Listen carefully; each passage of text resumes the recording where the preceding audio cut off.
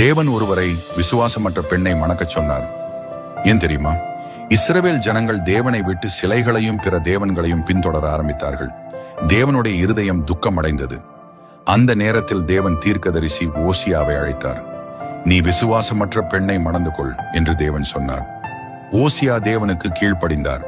அவர் கோமரை மணந்தார். அது தேவனுடைய செய்தியை வாழ்க்கையாக காட்டும் திருமணம். அவர்கள் பிள்ளைகளை பெற்றார்கள். குடும்ப வாழ்க்கை தொடங்கியது. ஆனாலும் கோமர் ஓசியாவிடம் விசுவாசமாக இல்லை. கோமர் ஓசியாவை விட்டு பிறரிடம் சென்றாள்.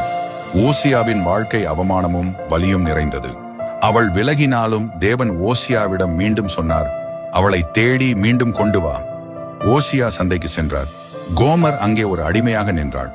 ஓசியா வெள்ளியை கொடுத்து அவளை மீட்டார். ஓசியா கோமரை வீட்டிற்கு அழைத்து வந்தார். பழைய வாழ்க்கை முடிந்து புதிய வாழ்க்கை தொடங்கியது. இந்த கதை ஓசியாவை பற்றி அல்ல, இது தேவனை பற்றி. நாம் அவரை விட்டு விலகினாலும் அவர் நம்மை விட்டு விலகவில்லை. அந்த அன்பின் நிறைவேற்றம் இயேசு கிறிஸ்து.